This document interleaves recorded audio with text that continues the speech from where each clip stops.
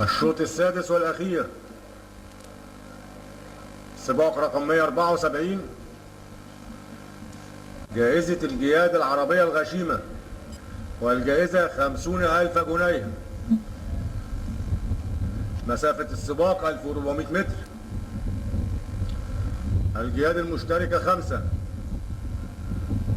رقم 1 رماح يحمل 57 كيلو، يركبه الفارس عبد المقصود، ويجري باسمه ألوان السيد رياض جلال أبو حسين، والمدرب رياض. رقم 2 مبهر بدراوي يحمل 57 كيلو، يركبه الفارس مرسال، ويجري باسمه ألوان اسطبلات بدراوي، والمدرب يوسف. ورقم 3 ميادة أخناتون تحمل 55 كيلو ونص، ويركبها الفارس طارق، وتجري باسمه ألوان السيد مصطفى محمد عمر، والمدرب محمود المطلق. ورقم 4 غالب أخناتون يحمل 54 كيلو، ويركبه الفارس سيد صبرة، ويجري باسمه ألوان السيد عطية علي الطحاوي، والمدرب دهشان. ورقم 5 عز سعفان يحمل 54 كيلو، ويركبه الفارس وليد، ويجري باسمه ألوان اسطبلات سعفان، والمدرب فتحي.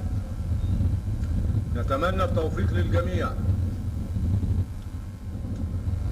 مستعدين؟ قامت الخيل.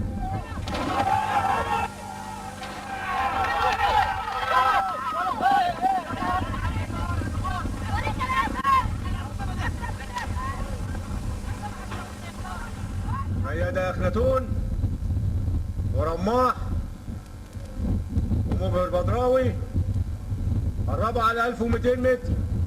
ميادة أخناتون ومبهر بدراوي، مبهر بدراوي وميادة أخناتون ورماح وغالب أخناتون وعز سعفان قربوا على 1000 متر. مبهر بدراوي وميادة أخناتون وغالب أخناتون، مبهر بدراوي وغالب أخناتون وميادة أخناتون ورماح قربوا على السكة الدغري.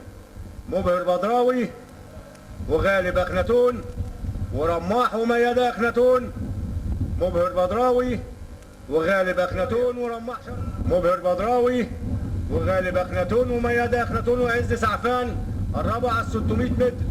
مبهر بدراوي وغالب أخناتون من بره، مبهر بدراوي وغالب أخناتون وميادة أخناتون من على الترابزين.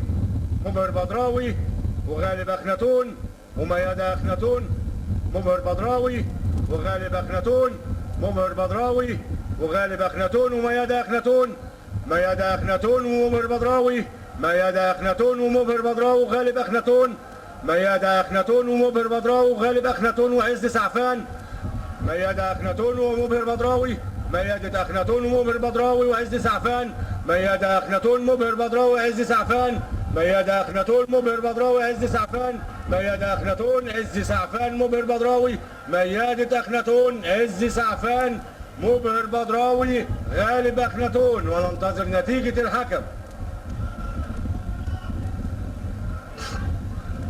3 ميادة أخناتون، 5 عز سعفان، 2 مبهر بدراوي، 4 غالب أخناتون.